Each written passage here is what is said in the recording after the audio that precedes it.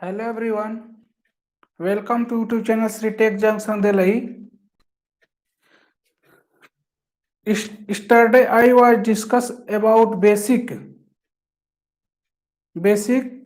SOM, यानी अगर हम लोग बात करते हैं एकदम बेसिक जीरो लेवल से हम लोग स्टार्ट किए थे। अगर कुछ स्टूडेंट ऐसे ऐसे जो क्लास नहीं कर पाए होंगे उन लोगों को परेशान होने की जरूरत नहीं है। वहीं से हम लोग रिव्यू लेकर यानी पहले से ही उसको थोड़ा सा डिस्कस करके आगे हम लोग चलेंगे। तब तक आप लोग अपने दोस्तों को शेयर कर दीजिए ताकि मैक्सिमम लोग इससे जुड़ सकें। और जरा आप लोग ये कमेंट करके बतला दीजिए कि क्या सभी लोग को क्लियर साउंड जा रहा है और जो भी बोर्ड पे लिखा हुआ है क्या क्लियर आप लोग पढ़ पा रहे हैं इसको। हाय हाय चंदन जी, क्या आपको क्लियर दिख रहा है इस बोर्ड पे जो भी है, जो भी लिखा हुआ है क्लियर का विजुअल है आपको?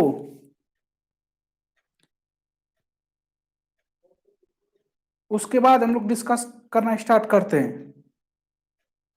ओके चंदन जी, जरा कमेंट करके बतला दीजिए क्या आपको क्लियर है।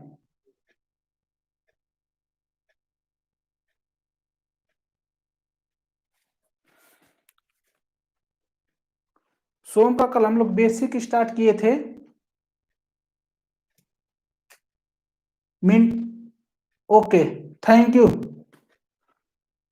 Mintu ji, thank you Mintu ji. कल हम लोग सोम एकदम बेसिक यानी जीरो लेवल से, यानी ऐसे स्टूडेंट जो एकदम सेमेस्टर में भी उनको नहीं समझ में होगा वहां से हम लोग स्टार्ट किए थे। तो आप लोग जो भी नए जुड़े हुए हैं लाइव सेशन में, ये आप लोग को परेशान होने की एकदम जरूरत नहीं है। क्यों कि आप लोग को आज से यानी बेसिक जो भी आप लोग से ये रिक्वेस्ट है कि आप लोग कॉपी और पेन को लेकर बैठिए। आप लोग को फुल मौका देंगे नोट करने के लिए, और यहीं से एकदम हम लोग धीरे धीरे एकदम समझते हुए हंसते खेलते हुए हम लोग सोम को पढ़ेंगे। आप लोग को मैं क्लियर कर देना चाहता हूँ, इस प्लेटफॉर्म से हम लोग जीरो लेवल यानी एकदम बेसिक चीज यानी सेमेस्टर से आपके स्टार्ट करके और ईएससी और गेट तक हम लोग चलेंगे। ठीक, और इसके साथ ही साथ मैं आप लोग को ये बतला देना चाहता हूं कि आज थोड़ा सा डिस्कस करेंगे ऐसे स्टूडेंट जो हिंदी मीडियम यानी हिंदी में डिप्लोमा करके आए हैं, चाहे हिंदी क्षेत्र से हैं, थोड़ा सा उनको अंग्रेजी में पढ़ने में थोड़ा सा प्रॉब्लम होती है, तो कैसे हम लोग उसको अप्रोच करेंगे अपने आप को, तो इसके बारे में भी डिस्कस करेंगे क्या तरीका अपनाएं, क्या कैसे करें। देखिए सीधा हम लोग को मेंटली रूप से स्ट्रांग होना पड़ेगा। ओनली फार्मूला कि हम लोग हर एक चीज कर सकते हैं। ओके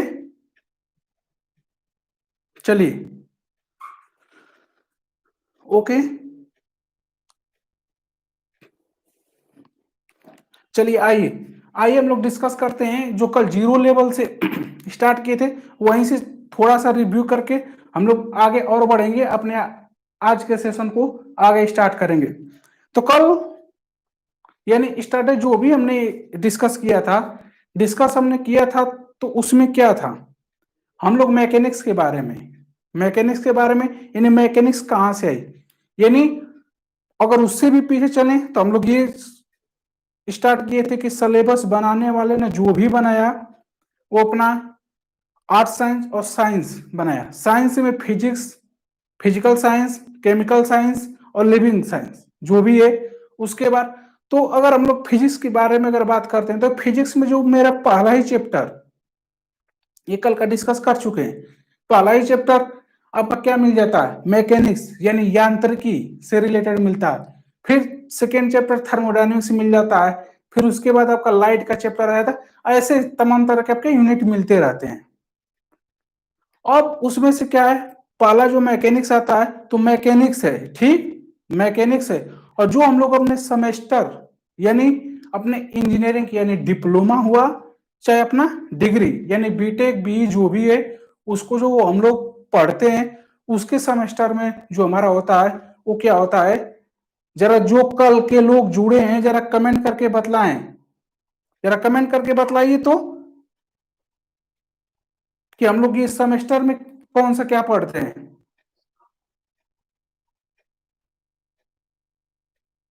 चलिए रिव्यू उसके बाद हम लोग आगे अपना वो करेंगे, ठीक है। चलिए तो हम लोग क्या, हम ही बतला देते। उसमें क्या है कि हम लोग इंजीनियरिंग मैकेनिक्स पढ़ते हैं। तो ये इंजीनियरिंग मैकेनिक्स कहाँ से आया, या मैकेनिक्स में क्या डिफरेंस है, मैकेनिक्स इंजीनियरिंग मैकेनिक्स में क्या डिफरेंस है इसके बारे में। यानी मैकेनिक्स क्या होती है, किसी भी बॉडी पे कुछ भी फोर्स अप्लाई होता है, यानी मैकेनिक्स को सीधा सब जो साइंटिस्ट यानी जो हमारे देश के वैज्ञानिक है, विदेश फॉरेन के जो भी वैज्ञानिक है, जो भी वो थियरम या जो भी लॉ को वो ढूंढते हैं, यानी वहां से निकालते हैं लोग, उसके बाद उसका उपयोग हम लोग करते हैं अपने इंजीनियरिंग के क्षेत्र में, क्या करते हैं उसका उपयोग करते हैं, उसके आधार पर तमाम तरह के चीजों का अपना कर रहे। तो ये जो हम लोग उस लॉ का यानी जो भी उसमें लॉ निकला, यानी जो भी उसका नियम कानून है, उसका जो उपयोग अपने फील्ड में हम लोग करते हैं, तो ये हो जाता है इंजीनियरिंग मैकेनिक्स।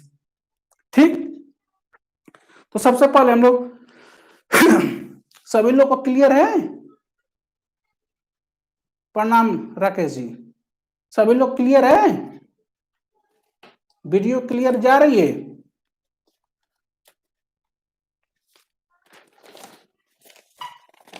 एक मिनट,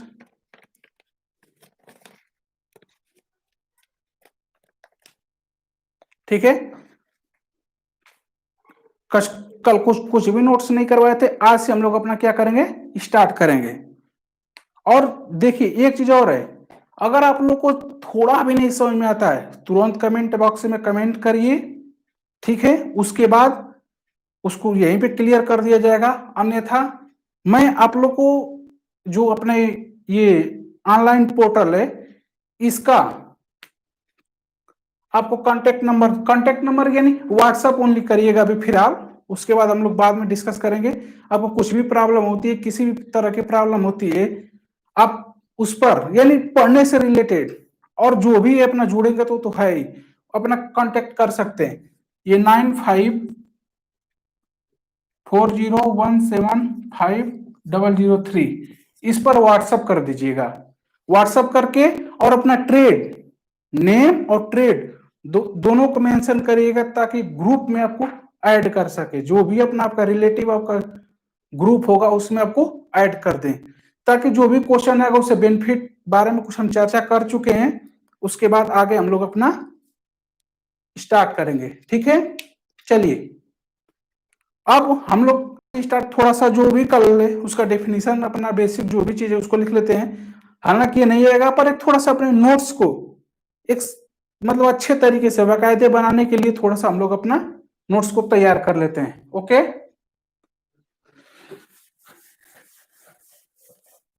चलिए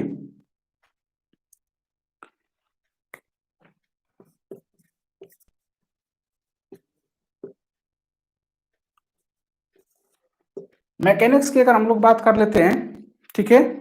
मैकेनिक्स तो इसको जो परिभाषित किया गया था, यानी पुराने जमाने से चलती आ रही है, तो ये क्या है, अगर इसको परिभाषित कर, it is oldest physical science that deals with state of the body influenced by external forces. ये कल बतला चुके हैं, एक्सटर्नल फोर्सेज यहाँ पे आप लोग ध्यान रखेंगे। ये मैकेनिक्स है, इंजीनियरिंग मैकेनिक्स नहीं, मैकेनिक्स के बारे में भी डिस्कस कर रहे हैं। इसी से आपका क्या है, इंजीनियरिंग मैकेनिक्स है, यहीं से स्टार्ट हुआ है। तो क्या है, इट इज ओल्डेस्ट, दिख रहा है ना, और थोड़ा सा ऊपर से,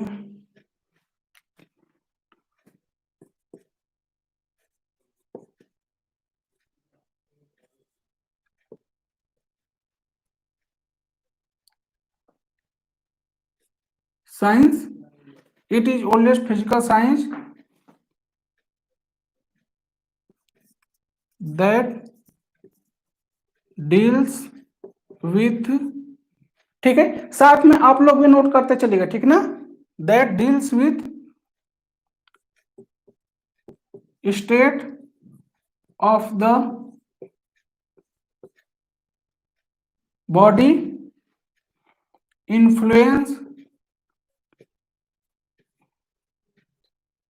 influenced by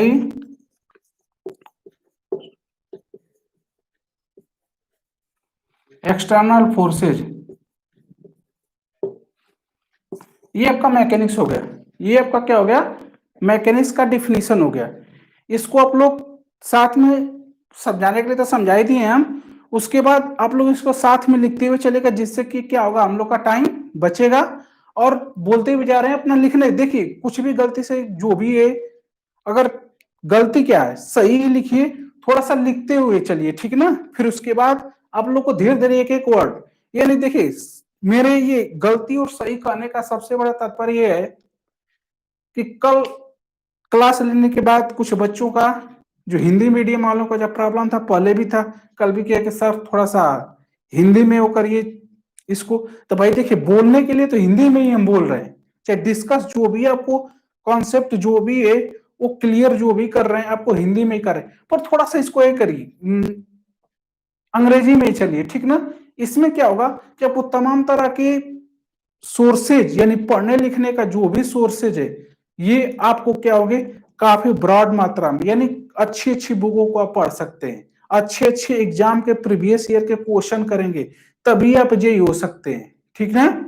बिना प्रीवियस ईयर यानी स्ट्रेटेजी की अगर बात किया जाएगा, तो इसको हम लोग एक दिन और सेशन रख लेंगे, जो भी आपका डाउट होगा एकदम लाइव आकर हम लोग क्या करेंगे, इसको क्लियर कर लेंगे, ठीक है। तो ये आपकी मैकेनिक्स हो गई। अब आई होप एवरी पर्सन लिख लिए होंगे, ओके। इसको हम रब करते हैं, नहीं भी लिखे होंगे तो क्लास के बाद वीडियो को पॉज करिए, पॉज करके बाद उसके बाद लिख लिया करिए। फिर मैकेनिक्स को फर्दर, मैकेनिक्स को आगे साथ में जो लोग कल थे थोड़ा सा कमेंट भी करते चलिए, ठीक है ना। क्या क्या इसको कल मूव किए थे, क्या रिव्यू कर रहे हैं मैकेनिक्स को, रिजिड बॉडी, और एक्चुअल में रिजिड बॉडी होती ही नहीं है, एक्चुअल में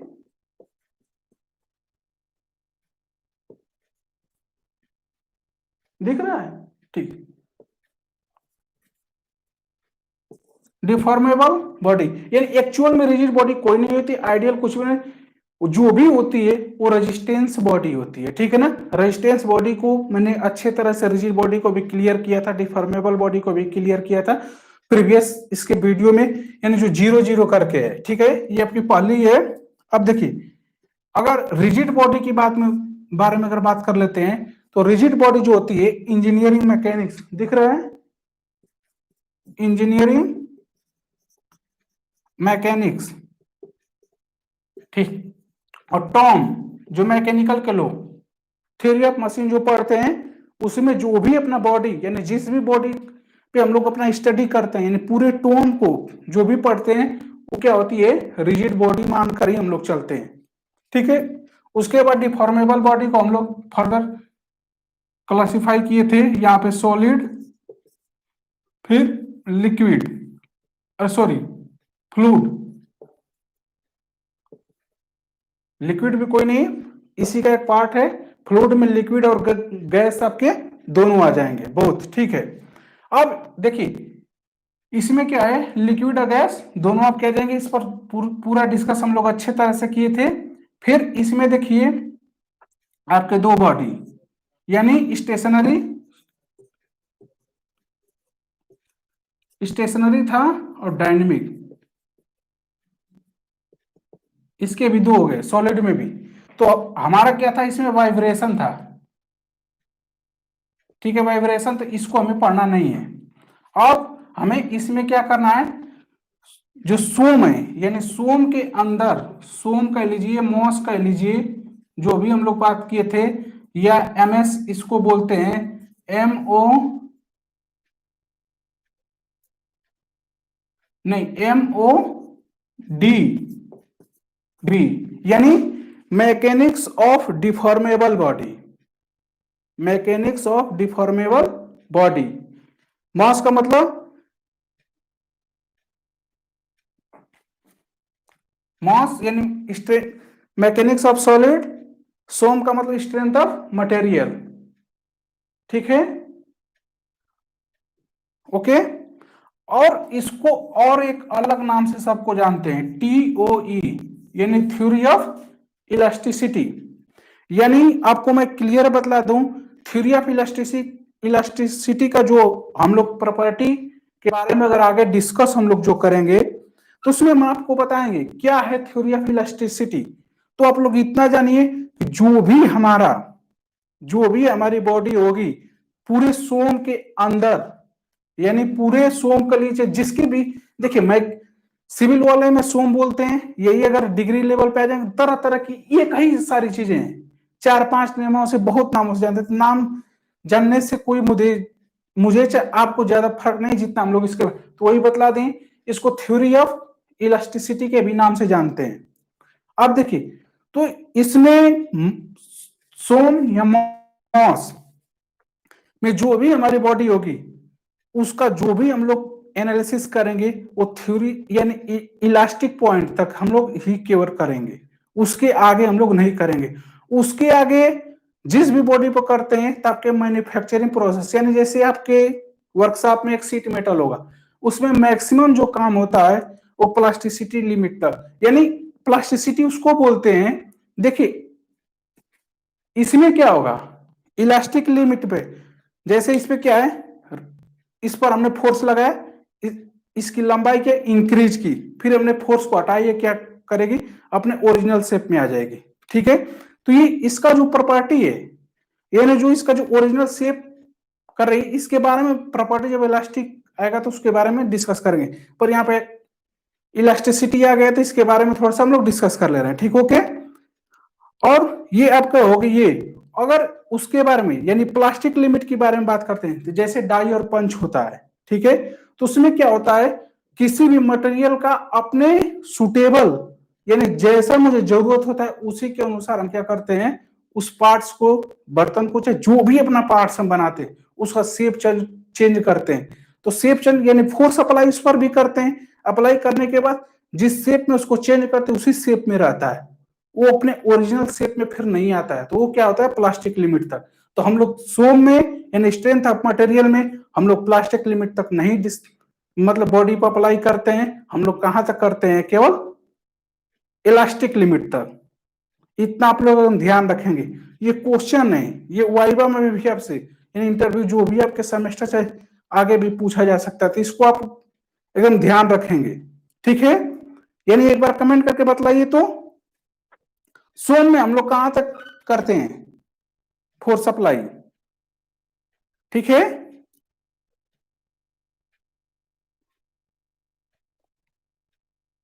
जरा कमेंट करके बतलाइए, सभी को मेरा आवाज जा रहा है,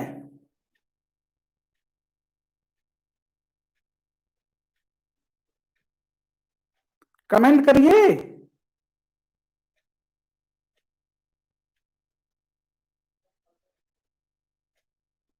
कमेंट करके बतलाइए।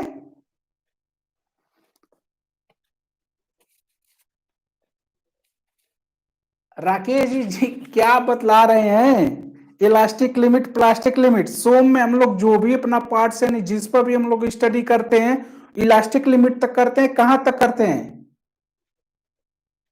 हाँ, नाम सीधा बतलाइए, थोड़ा सा ध्यान अपने आप को कंसंट्रेट करिए, ठीक है ना, सभी लोग उन्हीं की बात नहीं करिए, ये तो कमेंट कर, और लोग भी कमेंट करिए, सभी लोग साथ जुड़िए, फिर देखिए, हैं, अभी तो ठंडी है, ठंडी में थोड़ा सा अपने आप को करिए, पूरा सेव करके जितना चादर घर में सभी सभी का इकट्ठा करके पूरा बांध लीजिए, पगड़ी, पगड़ी बांधने से ही होता है, गांव में देखते हैं ना, कोई भी काम करने के लिए पगड़ी बांध लो, बांध लीजिए आप लोग ये पगड़ी, ठीक है। थोड़ा सा आप लोग टॉपिक को कवर होने दीजिए, मैं ईएससी और गेट का आप लोग को क्वेश्चन खुद व्हाट्सएप ग्रुप में भेजूंगा, उसको डिस्कस किया जाएगा, ठीक है। उसको पहले पढ़िए, हर एक क्वेश्चन को पढ़िए, आए चाहे नहीं आए वो अलग बात है, पहले पढ़िए, हम लोग को पेपर में टाइम बचाना है, ओके। हम लोग को टाइम बचाना है, तो जिससे क्या है, देखिए अब क्या करते हैं, कहीं पे भी जाते हैं, रास्ते में अब जाते हैं तो कोई भी चीज आप देखते हैं तो क्या होता है, एक बार जाते हैं नई नई जगह पे तो क्या ऐसे सरसरी निगाह से आप देखते जाते हैं, ठीक। उसके बाद होता क्या है, अगर आपको दोबारा उसी तरफ से जाना होता है तो वो स्थान यानी वो प्लेस आने से पहले ही जो आपके साथ अपने दोस्त दोस्त होता है उसको बताने लगता है, देखना वहां पे आएगा तो ऐसा रहेगा, ठीक है। क्यों? क्योंकि आप पहले उसको देखे रहते हैं, उससे पहले ही आप जान जाते हैं कि वहां पे ऐसा होगा, उसको बताते हैं तो यही होगा। अगर पेपर में जितना हम लोग क्वेश्चन को टच करके जाएंगे, यानी पेपर से पहले जितना क्वेश्चन को टच करके जाएंगे उतना ही मजा लेकर पेपर में हम लोग आएंगे, अन्यथा कुछ नहीं होने वाला है, ठीक। और उस क्वेश्चन को टच करने के लिए पहले कॉन्सेप्ट क्लियर होना चाहिए। तो यहां पे आपका कॉन्सेप्ट मैं क्लियर करूंगा, ठीक है। और नहीं आता है तो आप कमेंट बॉक्स में करिए, नहीं समझ में आता उसको क्लियर किया जाएगा, ठीक। तो आप लोग एकदम जुड़िए और इसको अच्छे तरह से किया जाएगा, ठीक। चलिए हम लोग आगे चलते हैं, ठीक है, ओके। चलिए अब ये आपका हो गया, आई होप सभी लोग इसको नोट कर लिए होंगे।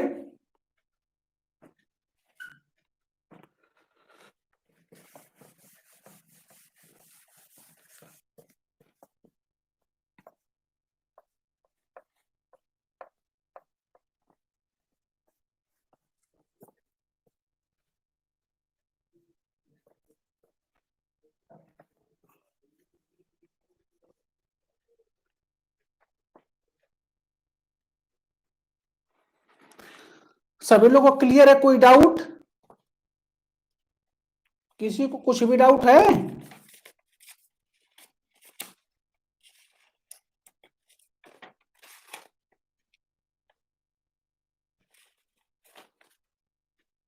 किसी को कुछ भी डाउट है नहीं ना? चलिए अब हम लोग इंजीनियरिंग मैकेनिक्स के का भी लिख लेते हैं अपना डिफिनेशन, उसके बाद हम लोग अपना धीरे धीरे आगे चलते हैं, ठीक है। Sorry.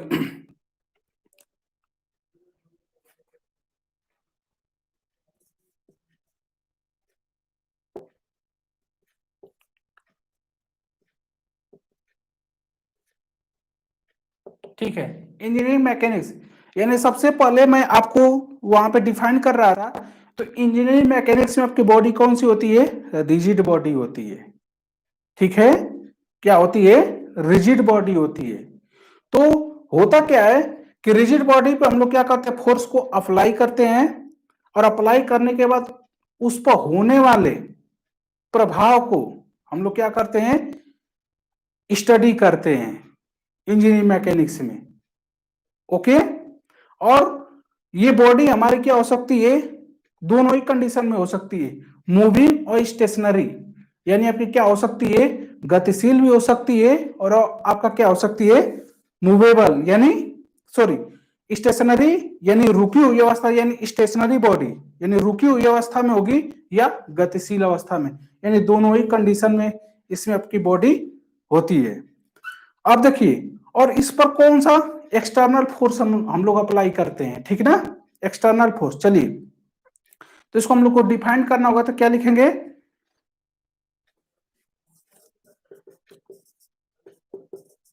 It is sorry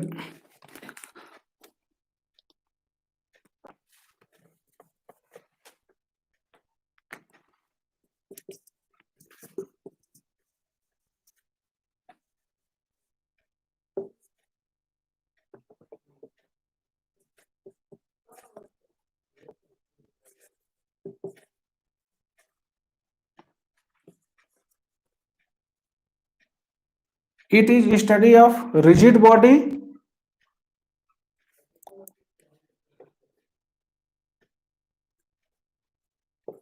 under the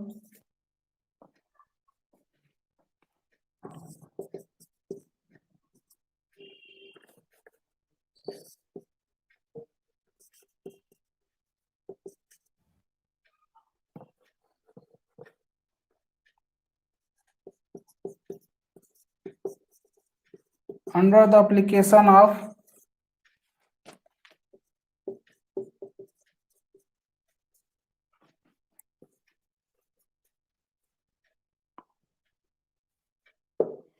forces, यानी कि इसमें क्या होती है, it is the study of rigid body under the application of external forces। ठीक, ओके। उसके बाद आगे हम लोग करते हैं,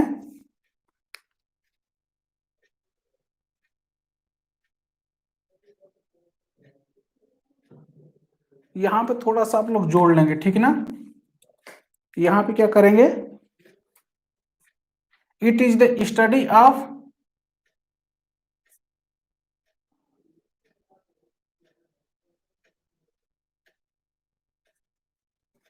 स्टेट ऑफ, ठीक है, it is study of state of rigid body under the application of external forces, ठीक है, under the application of external forces, ठीक है।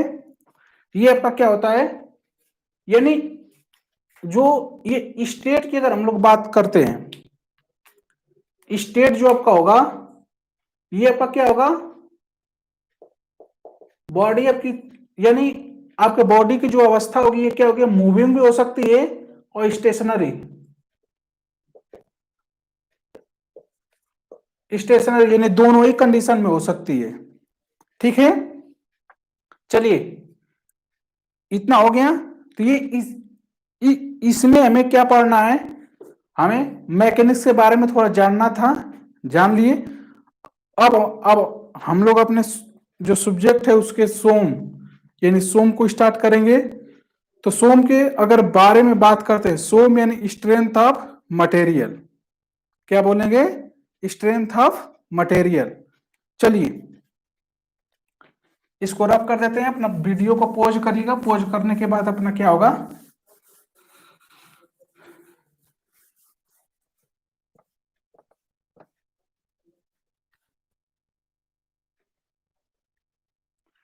देखिए,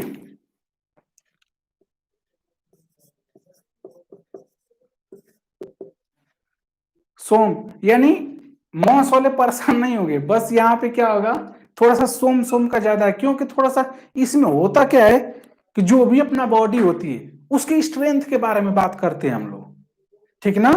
उसकी स्ट्रेंथ की हर हर एक जगह पे उसी के बारे में, यानी क्या बिहेव कर रही है, तो इसीलिए थोड़ा सा इसका जो भी है सोम यानी स्ट्रेंथ ऑफ मटेरियल, ठीक ना, उसी से रिलेटेड है, उसी के बारे में चर्चा करेंगे।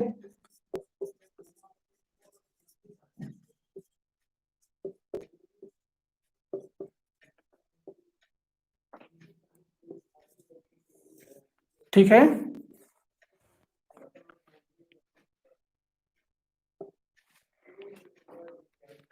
आगे चलें।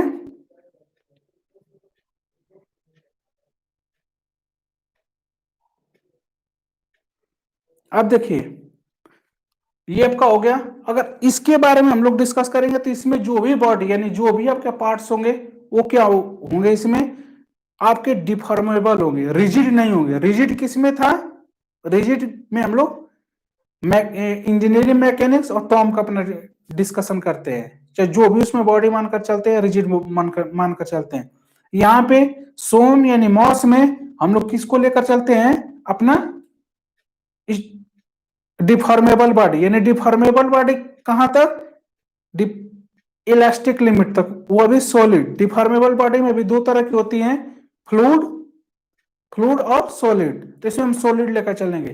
फ्लूइड, फ्लूइड मैकेनिक्स में हम लोग पढ़ते हैं जिसको हाइड्रोलिक्स भी डिप्लोमा में बोलते हैं, ठीक है। उसके बाद इसके बारे में हाइड्रोलिक्स और फ्लूइड के बारे में हम काफी डिस्कस कर चुके हैं, ठीक है। आगे चलते हैं, तो इसमें सॉलिड होता है। सॉलिड में भी कौन सा होता है आपका, इलास्टिक लिमिट तक जो भी डिफॉर्मेबल बॉडी में है, इलास्टिक लिमिट तक जो भी डिफॉर्मेशन होगा, ऐसी बॉडी को हम क्या करते हैं, इसमें लेकर चलते हैं।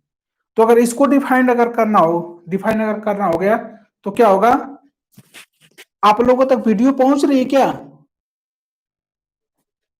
हेलो, आप लोगों तक साउंड और वीडियो क्लियर पहुंच रही है। कृपया कमेंट करके बतलाएं।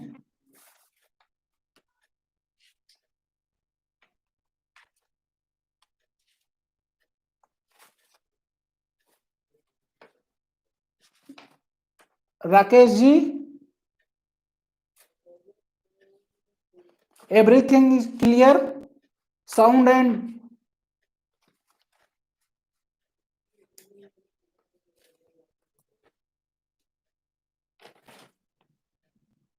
राकेश जी कमेंट करके बतलाइए। साउंड क्या, साउंड प्रॉब्लम कर रहा है या क्या कर रहा है? साउंड ठीक है? और वीडियो?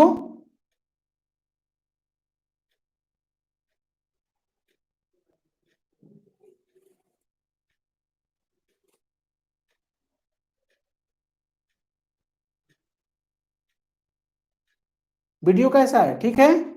वीडियो ठीक है, साउंड भी ठीक है, ओके। चलिए आगे हम लोग चलते हैं। अगर इसको हम लोग डिफाइन करना होगा तो क्या करेंगे? It is the study, it is the study deformable, it is the study of deformable body. किसके बारे में? Deformation in the deformable body. क्या बात करते हैं इसमें? सॉरी, इसमें क्या करते हैं? डिफॉर्मेशन के बारे में हम लोग, जो भी है बॉडी आपकी डिफॉर्मेबल होगी, और इसमें क्या करते हैं? डिफॉर्मेशन के बारे में हम लोग अध्ययन करते हैं कि इसमें किस किस तरह का डिफॉर्मेशन होगा, कैसा कैसा लोड हम लोग अप्लाई करेंगे। लोड के बारे में भी हम लोग आगे डिस्कस करेंगे। तो अगर लोड हम लोग अप्लाई करते हैं तो इस तरह से किस किस तरह के इसमें क्या आएंगे, आपके डिफॉर्मेशन आएंगे। तो क्या है? इट इज, अगर इसको हम लोग डिफाइन करना हो गया, it is the study of deformation of deformable body, ठीक है, of the deformable body applied the external force, sorry external forces. देखिए काफी किताबों में एक्सटर्नल फोर्स लिखा होता है, बट यहाँ पे क्या है, हम लोग एक्सटर्नल फोर्स नहीं, थोड़ा सा हम लोग इस पर डिस्कस करेंगे आगे। चलिए इसको, इसमें under the internal resistive force के बारे में हम यहाँ पे चर्चा करेंगे, ठीक है ना? इंटरनल रजिस्टिव फोर्स, ठीक है। चलिए देखिए यहाँ पे,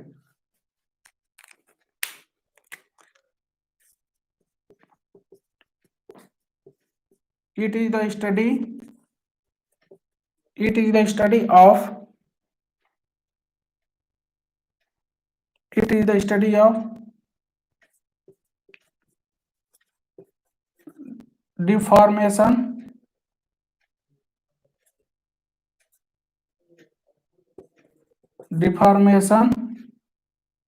of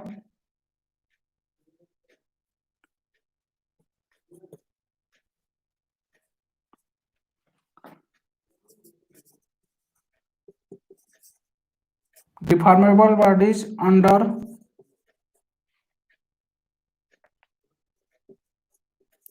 the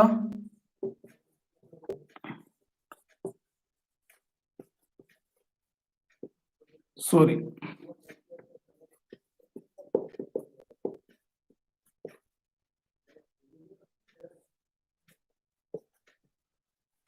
under the internal resistive forces, ठीक है। देखिए ये क्या है हमारा इंटरनल रजिस्टिव फोर्सेज। यहाँ पे दो तीन चीजें केवल है, और सबसे मेन ये है आपका इंटरनल रजिस्टिव फोर्सेज। अगर इंटरनल रजिस्टिव फोर्स के बारे में अगर हम लोग डिस्कशन करते हैं, ये जरूर है इंटरनल रजिस्टिव फोर्स, ठीक है। हम लोग क्या पढ़ रहे हैं? Strength of material. जो ये इंटरनल रजिस्टिव फोर्स है, सॉरी पूरा आएगा, इंटरनल रजिस्टिव फोर्स है, इसमें होता क्या है कि ये फोर्स तो इंड्यूस जो होता है, यानी उत्पन्न जो होता है हमारे द्वारा फोर्स अप्लाई करने के बाद, यानी आफ्टर अप्लीकेशन, यानी जो भी फोर्स या लोड अप्लाई करते हैं ये हम ही अप्लाई करते हैं, पर ये जो होता है ये अंदर से, यानी मटेरियल के अंदर से उत्पन्न होता है। अभी अंदर का मतलब, अब इसके बारे में डिस्कस किया जाएगा। ठीक है, अब इसके बारे में डिस्कस करेंगे। यानी जो मटेरियल है, यानी हम यहां क्या पढ़ रहे हैं, स्ट्रेंथ ऑफ मटेरियल। यानी स्ट्रेंथ ऑफ मटेरियल का मतलब, अगर ऐसे समझिए, एक मिनट देखिए, दो चीज हो गया। अगर इस पर हम फोर्स लगा रहे हैं, दबा यानी कंप्रेस कर रहे हैं, या टेंसाइल, जो भी हम कंप्रेसिव फोर्स या टेंसाइल जो भी हम फोर्स दे रहे हैं, तो होगा क्या इसके अंदर, सोचिए। अगर इस पर हम लगाएंगे तो जितना, अगर ये टूट नहीं रहा है तो यानी ये भी अंदर से उतना फोर्स ये मतलब रजिस्ट कर रहा है, यानी मेरे द्वारा जो भी फोर्स लगा रहे हैं इतना ये भी लगा रहे हैं, तब ये टूट नहीं रहा है। अगर उतना नहीं लगाता, यानी कम लगा था, तो इसको टूटना कंफर्म है। ठीक है, तो अब देखिए होगा क्या, इंटरनल रेजिस्टिव, यानी हमने जो लगाया, इंटरनल रेजिस्टिव फोर्स का मतलब अभी समझिए, जो हमने लगाया उसका ये अंदर से, यानी ये अंदर से इंटरनल रेजिस्टिव, मतलब इस बॉडी यानी जो मार्कर है, ये क्या कर रही है, ये प्रतिरोध कर रही है उसका, जो हमने फोर्स लगाया, तो जितना हमने लगाया उसी के बराबर ये अंदर से अपना ये क्या कर रही है, फोर्स लगा रही है, तभी तो इक्वल। जैसे क्या है, अगर कोई बॉडी है, अगर आप ये सोचिए, इसको इधर आप खींच रहे हैं, तो कुछ ना कुछ इसके अंदर से इसका विपरीत, अगर मान लीजिए 10 न्यूटन से आप क्या कर रहे हैं, इसको खींच रहे हैं, तो इसके विपरीत दिशा में 10 न्यूटन का अगर लगेगा, तभी तो ये बैलेंस होगा, यानी इक्विलिब्रियम में होगा। नहीं तो क्या होगा, अगर ये कोई भी अगर कम हुआ तो क्या होगा, अगर ये कम हो, अगर इसके अंदर से जो भी फोर्स आ रहा है, अगर ये कम हुआ तो ये टूटेगा। ठीक है, यानी अगर इसके द्वारा, यानी मार्कर के द्वारा जो भी फोर्स लगाया जा रहा है, हम जो लगा रहे हैं और जो मार्कर लगा रहा है, अगर मार्कर कम लगाए तो मार्कर टूटेगा, अगर हम कम लगा रहे हैं तो ये सेफ बचा रहेगा। ठीक है, तो इसी के बारे में हम लोग डिस्कशन करना है। तो इस देखिए, तो जो मार्कर अपने अंदर से लगा रहा है उसको ही हम लोग बोलते हैं इंटरनल रेजिस्टिव फोर्सेस। उसको क्या बोलेंगे, जो मार्कर अंदर से लगा रहा है उसके बारे में। और ये जरूर है कि ये जो भी इंटरनल रेजिस्टिव फोर्स उत्पन्न हो रहा है, हम जितना लगा रहे हैं उसी के बराबर है, चाहे जो भी है। यानी ये मानकर चलिए कि वो हमारे द्वारा लगाने के बाद ही वो फोर्स उत्पन्न हो रहा है, ऐसे नहीं हो रहा है। तो ये क्या है, ये मटेरियल के अंदर से ही फोर्स क्या हो रहा है, इंड्यूस्ड हो रहा है। ठीक है, सभी लोगों को क्लियर ये वाला पॉइंट, इंटरनल रेजिस्टिव फोर्स, यानी ये क्या है, सभी लोगों को क्लियर है तो थम्स अप करके बतलाइए, नहीं तो कुछ डाउट है तो पूछिए, इतना क्लियर होना चाहिए। मैक्सिमम जगहों पे, चाहे मैक्सिमम लोग यही बतलाते हैं कि under the application of the load. Application क्या है, हम तो इस पर क्या करेंगे, ये 10 से नहीं टूट रहा है तो हम क्या करेंगे, इस पर पूरा हैमरिंग लेकर कर देंगे, फिर भी झेलता रहेगा नहीं। ये क्या है, इसके अंदर से इंड्यूस्ड हो रहा है। ओके, आप लोग मेरी आवाज सुन रहे हैं यार, आप लोग रिस्पॉन्स नहीं कर रहे हैं, दैट ये गलत बात है। थोड़ा सा आप लोगों करिए, ये यही आपकी एनर्जी है मेरे लिए। थोड़ा सा रिस्पॉन्स आप लोग करेंगे, फिर मेहनत करने में मजा आता है। तो आप लोग एकदम शांत पड़े हुए हैं। हेलो नागेंद्र जी, थोड़ा सा टाइम से जुड़ा करिए आप लोग, ठीक ना। अगर आप पहले से जुड़े हैं तो अच्छी बात है। अगर आप लोग को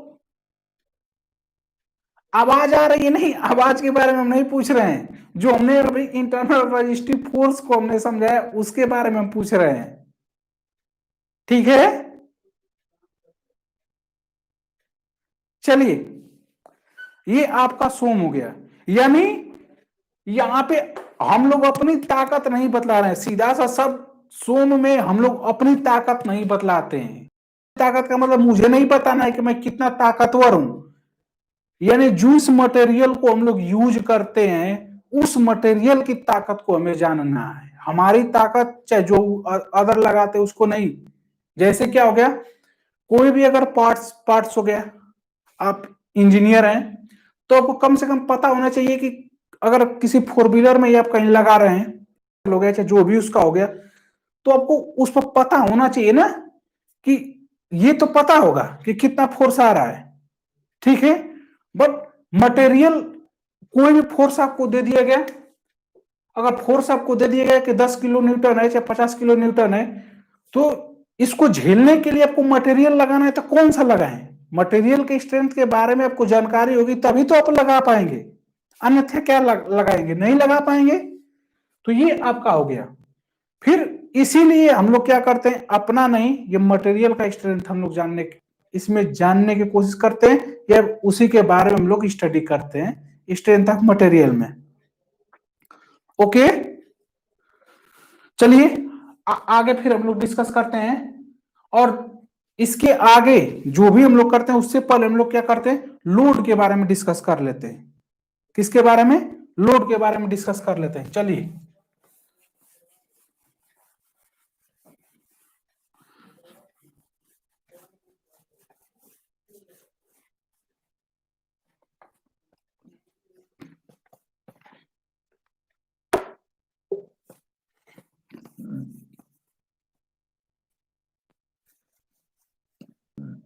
चलिए आगे हम लोग चलते हैं। यानी अगर हम लोग लोड के बारे में डिस्कस करना शुरू करें, तो देखिए लोड, लोड के बारे में अगर डिस्कस करना शुरू करेंगे तो इसको हम लोग क्या करते हैं, तीन पार्ट में, तीन पार्ट में। विथ रिस्पेक्ट टू टाइम, यानी टाइम के सापेक्ष, ठीक है। फिर विथ रिस्पेक्ट टू डायरेक्शन, यानी तीन भागों में लोड को हम तीन तरह से डील करेंगे, ठीक है। विथ रिस्पेक्ट टू टाइम, यानी टाइम के साथ। फिर विथ रिस्पेक्ट टू डायरेक्शन, ठीक है। विथ रिस्पेक्ट टू एरिया, ये हम लोग क्या करेंगे, तीनों तरह से इसको हम क्या करेंगे, डील करेंगे। ओके, चलिए, किसी कोई दिक्कत? राकेश जी वीडियो सही नहीं है? हेलो, प्रॉब्लम क्या है, जरा कमेंट करके बतलाइए।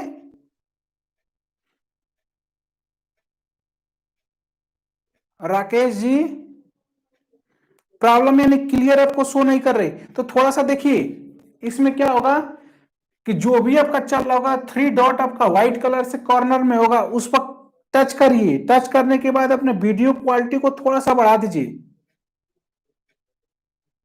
ये क्या होगा, 144p पे चल रहा होगा। नागेंद्र जी आप हैं क्या? साउंड भी प्रॉब्लम कर रहा है? नागेंद्र जी, कैन यू हियर? नागेंद्र जी, सभी को प्रॉब्लम हो रही है? जरा कमेंट करके बतलाइए।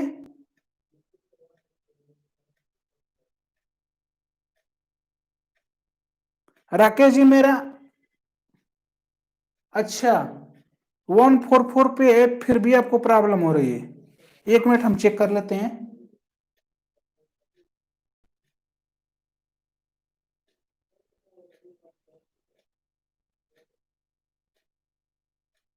एक minute Rakesh ji, just wait.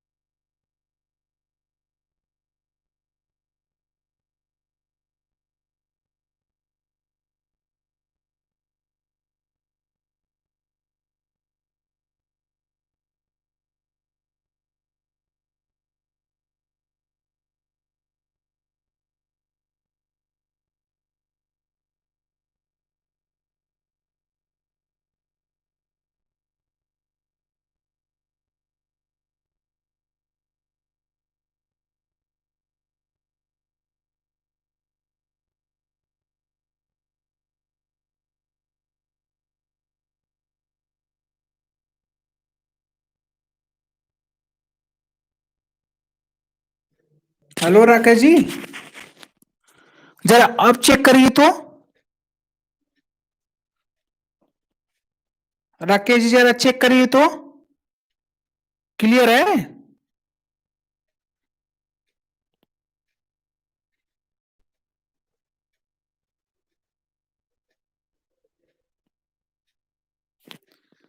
थोड़ा सा क्विक रिस्पांस दीजिए।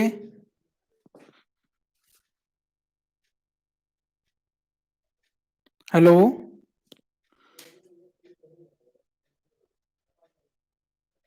दुदुला दिख रहा है?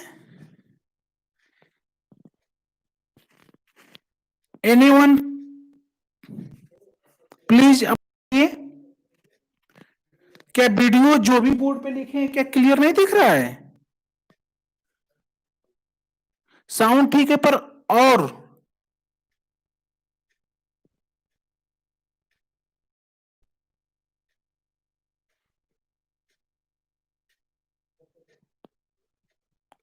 हेलो, जरा कमेंट करके बतलाए क्या वीडियो आप लोगों को क्लियर दिख रही है? आप लोग थोड़ा रिस्पांस दिया करिए। राकेश जी को तो प्रॉब्लम जरूर है पर थोड़ा सा आप लोग रिस्पांस दीजिए। क्या बोर्ड पे जो भी हमने लिखा है क्लियर दिख रहा है आप लोग को?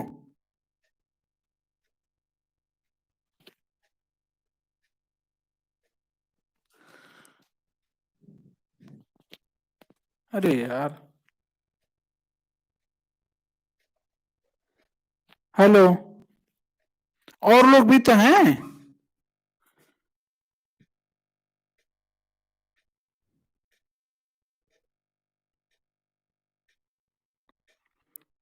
जरा सभी लोग कमेंट करके बतला दीजिए कि वीडियो जो भी लिखा है बोर्ड पे आप लोग को दिख नहीं रहा है क्या?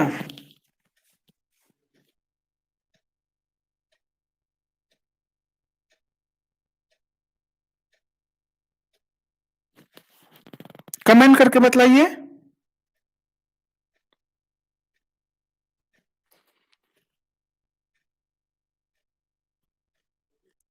अच्छा, मेरे कहने मेरा कहना यही है कि आप लोग थोड़ा से अपने वीडियो के क्वालिटी को बढ़ा लीजिए। 144p से इसको आप थोड़ा इंक्रीज कर लीजिए, यानी 360p पर कर लीजिए। आप फोर इस पर भी कर सकते हैं, ठीक है? थोड़ा से अपने वीडियो के क्वालिटी को इंक्रीज करिए, फिर उसके बाद बतलाइए। अगर नहीं दिखता है जो भी हम लिख रहे हैं,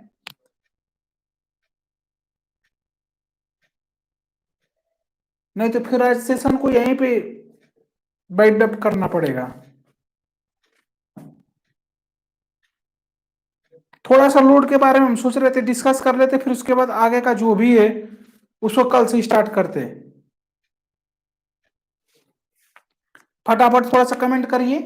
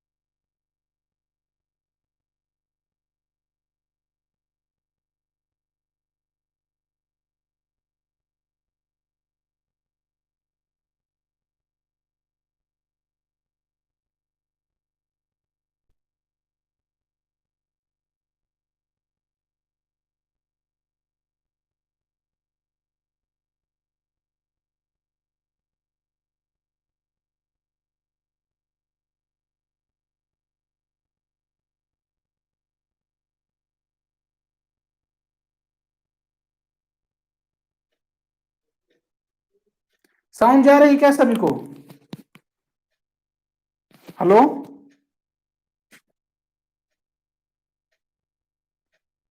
साउंड है या नहीं है?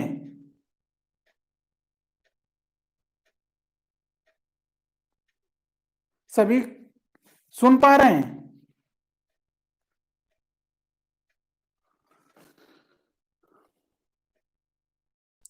हेलो,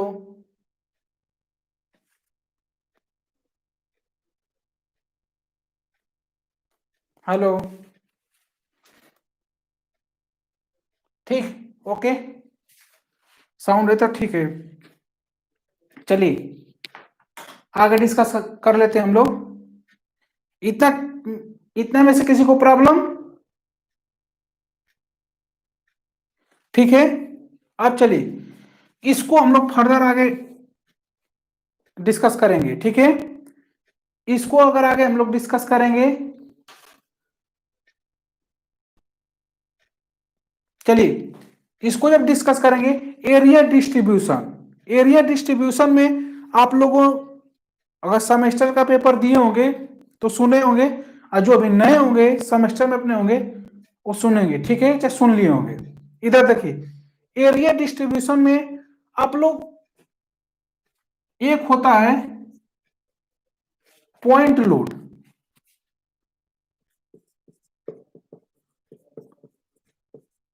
पॉइंट लोड, एक यूडीएल, क्या होता है? यूडीएल। उसी तरफ से एक और क्या होता है? एल होता है, यूवीएल होता है। ठीक है, यानी पॉइंट लोड, यूडीएल यानी uniformly distributed load, uniformly distributed load. ये क्या है?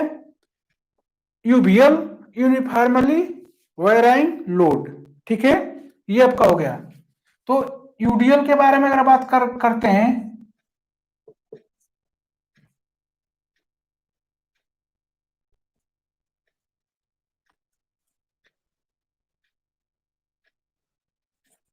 इधर दिख रहा है, आगे दिख रहा है।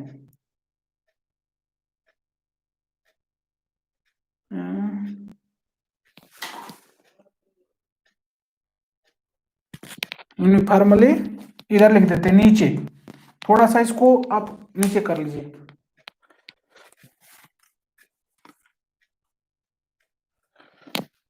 ब्लैक पेन से लिख देते हैं, यहां पे देख लीजिएगा, यूनिफॉर्मली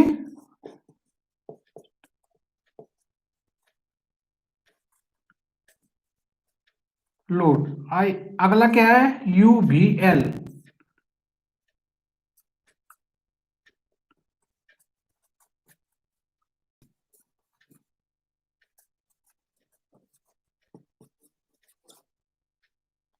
नीचे दिख रहा है?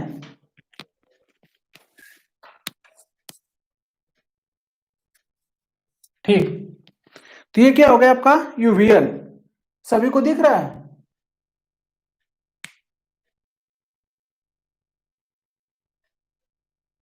ओके राकेश जी, अब जा रहा है साउंड आपके पास? अब तो क्लियर है ना? ठीक है, चलिए इसको हम लोग थोड़ा सा डिस्कस कर लेते हैं। ठीक है ना, कल से अपना स्टार्ट कर देंगे सोम अच्छे से, अच्छे से। ठीक है, अब देखिए यहाँ पे लोड को आगे जब हम लोग बात अगर करेंगे तो ये क्या है? Load with respect to time. क्या है? Load with respect to time. अगर इसको फर्दर आगे हम लोग जो करेंगे तो ये क्या होगा? स्टैटिक लोड और ये डायनेमिक लोड। ठीक है, अगर ये डायनेमिक, स्टैटिक और डायनेमिक दो हो गए। ओके, अब देखिए इस डायनेमिक, डायनेमिक किधर एक्सप्लेन कर, एक मिनट एक मिनट, इसको डायनेमिक को इधर देख लीजिए, यहां तो दिखेगा ना।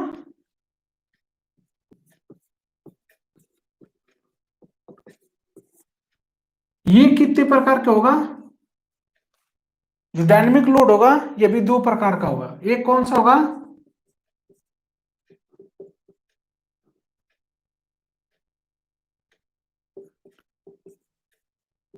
फटीग और दूसरा क्या होगा, फटीग और इम्पैक्ट लोड।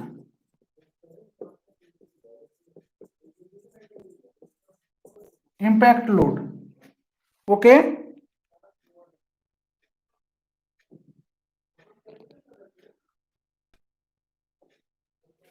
हो गया। तो ये कितने प्रकार का डायनेमिक जो लोड है इसको हमने वहां पे लिखा है, डायनेमिक लोड, फटीग और इम्पैक्ट लोड। तो देखिए स्टैटिक लोड के बारे में अगर हम लोग बात कर लेते हैं तो ये भी कितने प्रकार के हैं, दो प्रकार के। एक आपका डेड लोड और एक ग्रेजुअली अप्लाइड लोड के बारे में बात कर लेते हैं। जैसे अगर हम लोग बात कर लेते हैं कि जो डेड लोड होता है यानी कोई भी पार्ट्स, यानी पार्ट्स जो भी उसका होता है उसका सेल्फ वेट जो होता है उसी को हम डेड लोड के अंदर काउंट करते हैं। इस समय सभी को क्लियर है ना, ओके। हाँ, टू टाइप्स के डायनेमिक लोड, एक फटीग और इम्पैक्ट लोड। अभी आते हैं, ठीक है ना, फटीग और इम्पैक्ट लोड पे अभी आते हैं। सबसे पहले हम लोग डेड लोड के बारे में। जैसे देख लीजिए होता क्या है कि किसी भी स्ट्रक्चर या किसी भी बॉडी को जो सेल्फ वेट होता है, जो सेल्फ वेट होता है वो क्या करता है, वो अपना जो उसका सेल्फ वेट होता है उसी को हम लोग डेड लोड बोलते हैं। यानी ना तो वो घटेगा टाइम के साथ, यानी टाइम का मतलब अगर मान लीजिए 5 बजे हमने उस लोड को रखा फिर 6 बजे तक देखेंगे तो उतना ही रहेगा, वो कांस्टेंट ही रहेगा, ठीक है ना। क्या रहेगा, एकदम डेड लोड का मतलब कांस्टेंट। यानी किसी अगर डैम की हम लोग बात कर लेते हैं तो डैम में जो भी अपना मटेरियल लगा होगा उस सारे मटेरियल का जो यूनिट वेट होगा वही उसका क्या होगा, डेड लोड का कहलाएगा। यानी खुद, यानी जैसे मैं अपनी बात कर लेता हूं, चाहे आप लोग खुद खुद के बारे में सोचिए, आप लोग का खुद का जो वेट है उसी को हम लोग क्या बोलेंगे, आपके खुद का चाहे मेरा खुद का, ये क्या है, डेड लोड है। हाँ जरूर कहेंगे कि 2 वर्ष बाद भाई अब जा पाएंगे, जा पाने के बाद आपकी शादी होगी, किसी कोई दिक्कत, शादी होने के बाद अब आपकी लाइफ स्टाइल चेंज होगी, अच्छे अच्छे खाना खाएंगे, दुनिया भर का जो भी भाग दौड़ है पैसे कमाएंगे तो आपका जरूर बढ़ेगा, यानी टाइम के साथ।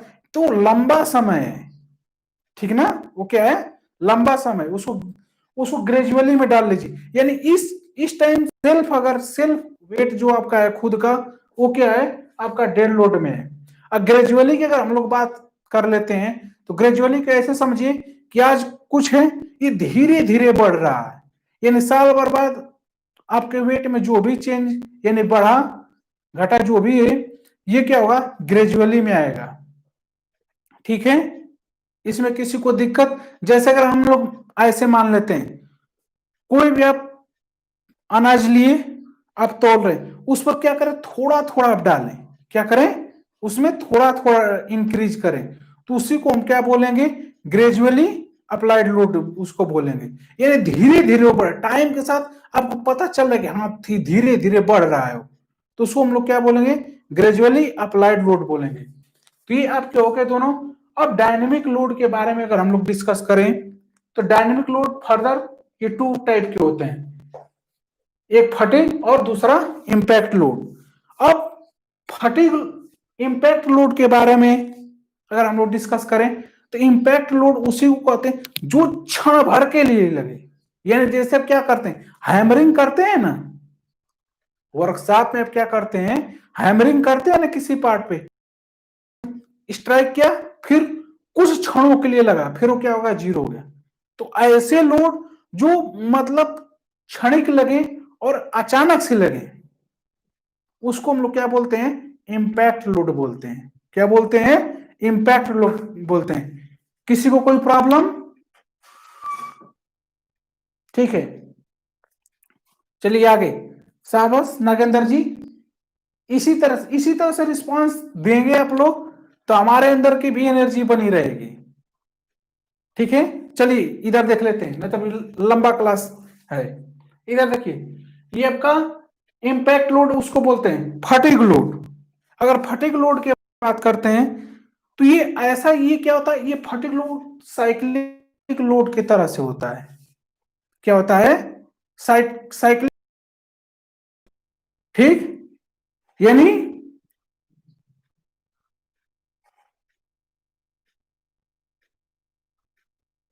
कोई दिक्कत किसी को?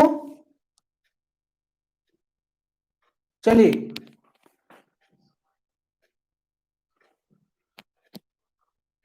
फटीग, फटीग के बारे में हम लोग डिस्कस कर रहे थे। तो जब फटीग ये लोड होता है, ये क्या करता है? साउंड जा रही है? हेलो, साउंड और वीडियो क्लियर को?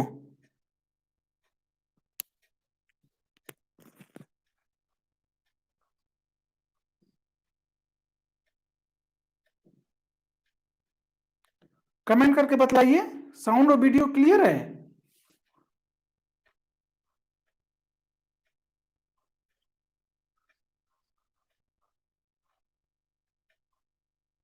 चलिए देख लीजिए, फटाफट इसको खत्म करते हैं। साउंड और वीडियो आप लोगों को क्लियर है तो थोड़ा कमेंट करके बोल दीजिए। कमेंट में बोलिए साउंड और वीडियो क्लियर है। फिर आगे हम चलें। 10-15 मिनट का और टॉपिक बचा है बस, इसको जो बोर्ड पे आ गए थे इसको डिस्कस कर लेते हैं आज। कल अपना नया स्टार्ट करेंगे। साउंड और वीडियो क्लियर है सभी को? थम्स अप करके बतलाइए।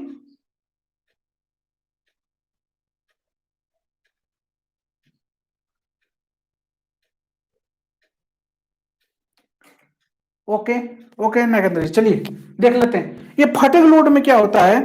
इस पर साइक्लिक लोड, यानी साइक्लिक लोड की अगर हम लोग इस बारे में अगर बात करें तो होता क्या है कि जैसे आप लोग देखे होंगे वायर, वायर कभी ना कभी आप लोग तोड़े होंगे तो उसको क्या करते हैं, ऐसे ऐसे, यानी ऐसे पकड़ के इसको ऐसे ऐसे करने पे, यानी अप एंड डाउन जैसे इसको करते हैं तो क्या होता है इसमें साइक्लिक लोड, यानी कभी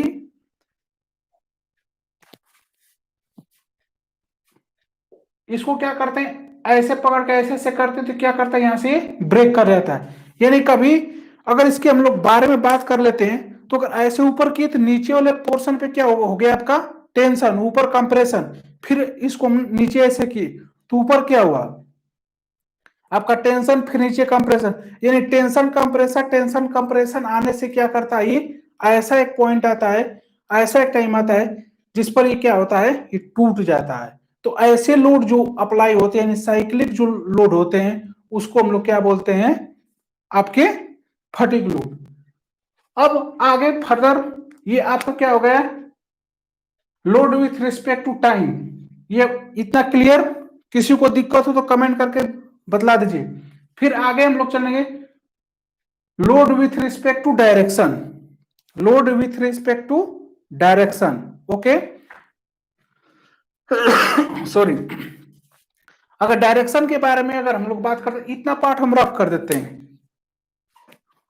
ताकि आप लोग को अच्छे से हम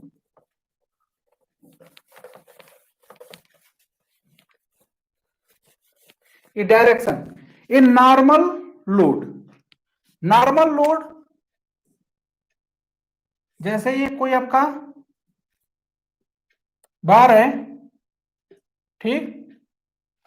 तो नॉर्मल लोड क्या होता है इसके बारे में थोड़ा सा हम लोग डिस्कस कर लेते हैं, ठीक ना।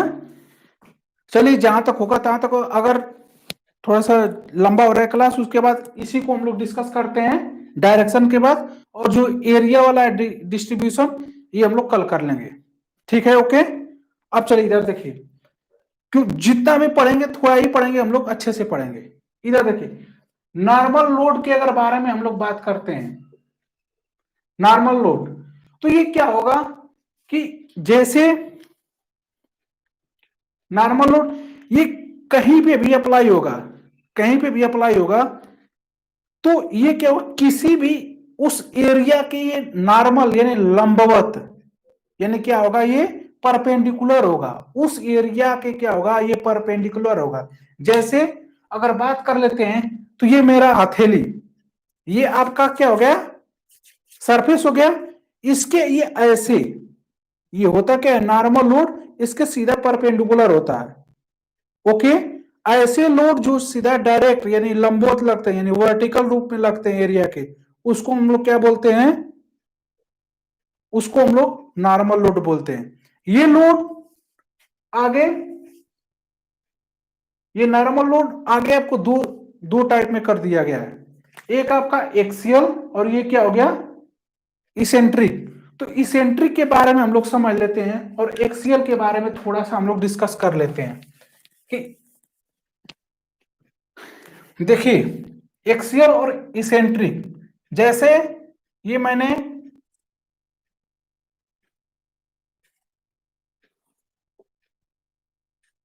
ये हमने बार लिया, ये आपका क्या हो गया, एक्सिस हो गया। अब देखिए इसमें होगा क्या कि अगर लोड, जो आपका लोड है, अगर ये एक्सियल लोड के बारे में हम लोग बात डिस्कस कर रहे हैं अभी फिलहाल में, अगर ये सीधा इसके एक्सिस यानी इसके न्यूट्रल एक्सिस यानी लॉन्गिट्यूडनल एक्सिस पे ये अगर लगता है, तो ऐसे लोड को हम लोग क्या बोलते हैं, एक्सियल लोड बोलते हैं। क्या बोलते हैं, एक्सियल लोड बोलते हैं। यही अगर इसके लॉन्गिट्यूडनल एक्सिस, इसको क्या बोलते हैं, लॉन्गिट्यूडनल एक्सिस, ठीक है। तो अगर इस एक्सिस से थोड़ा सा इधर उधर हट के, कोई जरूरी नहीं है, कोई जरूरी नहीं है कि यहीं पे लगे, लोड तो कहीं पे भी अप्लाई किया जा सकता है। अब इसमें क्या है कि अगर ये एक्सिस से थोड़ा ऊपर, ठीक है, थोड़ा ऊपर यानी इसेंट्रिसिटी को हम लोग ई से डिनोट करते हैं, यानी ये इसके सॉरी लॉन्गिट्यूडनल एक्सिस से ये ऊपर लग रहा है, तो इसको इसेंट्रिक लोड बोलेंगे। और जो यहाँ पे ये क्या है, इसको नॉर्मल एक्सियल लोड बोलेंगे, सॉरी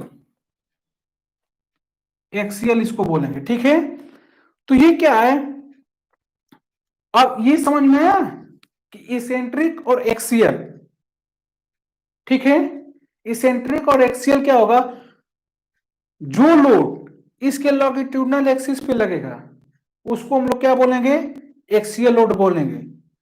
और जिसका इससे कुछ ना कुछ परपेंडिकुलर डिस्टेंस, देखिए ये इस एक्सिस से, इसका एक्सिस ये है और मान लेते हैं ये इसका, ये परपेंडिकुलर डिस्टेंस, ठीक है, परपेंडिकुलर डिस्टेंस होगा, उसको हम लोग क्या बोलते हैं, इसेंट्रिक लोड, यानी उसका जो सेंटर होता है यानी उसके एक्सिस से क्या है, हट के लगा हुआ है। तो ऐसे लोड को हम लोग क्या बोलेंगे, इसेंट्रिक लोड बोलेंगे। फर्दर अगर आगे हम लोग और डिस्कस करें तो देखिए ये एक्सियल लोड और इसेंट्रिक लोड ये भी कितने प्रकार के होंगे, दो प्रकार के होंगे। एक टेंसाइल, दिख रहा है ये नीचे, नहीं दिख रहा है, इसी के नीचे जस्ट आप लोग बना लीजिएगा इसको, एक्सियल और इसेंट्रिक, ये भी कितने प्रकार के होते हैं, ये ऊपर से आ रहा है, यहां से ये कौन सा लोड है, नॉर्मल, ठीक। तो ये भी कितने प्रकार के होंगे, ये दोनों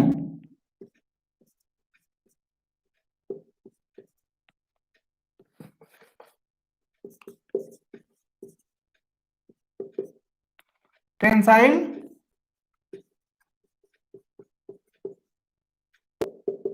कंप्रेसिव, ये एक्सियल लोड और इसेंट्रिक लोड, ये दोनों का इन नेचर क्या होगा, टेंसाइल होगा, ठीक है, दोनों का टेंसाइल नेचर होगा और साथ ही साथ ये क्या होगा, कंप्रेसिव भी होगा, ठीक ना, ये दोनों। अब देखिए टेंसाइल और कंप्रेसिव के बारे में बात हम लोग कर लेते हैं। ये आपका हो गया, ये मानिए आपकी बॉडी है, ये आपका लॉन्गिट्यूडनल एक्सिस। अब देखिए जो फोर्स या सॉरी लोड के बारे में डिस्कस कर रहे हैं, तो यहां पे अगर टेंसाइल के बारे में हम लोग अगर बात करें, तो जो इसको खींचने यानी टेंशन उसमें पैदा करे, ठीक है, क्या करे, उसको तनाव में डाले, उसको हम लोग क्या बोलेंगे, टेंसाइल बोलेंगे। अगर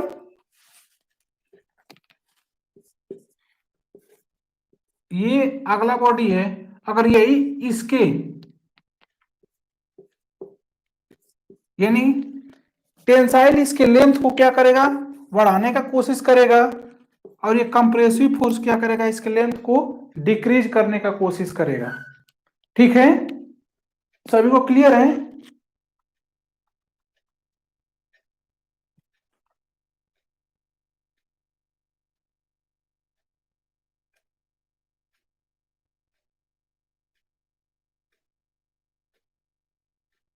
उत्कर्ष जी आप क्या बोल रहे हैं? जो जो साइड से लगेगा, यानी साइड का मतलब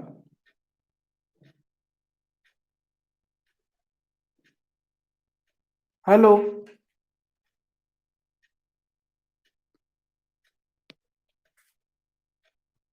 चलिए,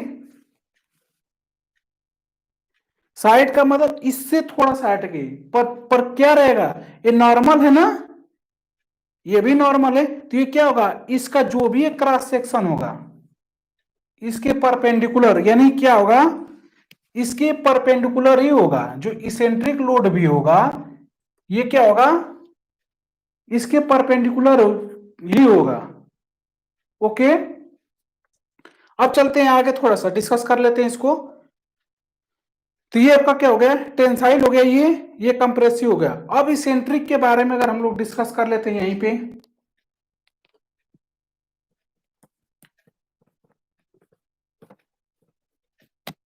तो ये देखिए इसका ये क्या हो गया, लॉन्गिट्यूडिनल एक्सिस, अगर ये लोड इससे ई डिस्टेंस,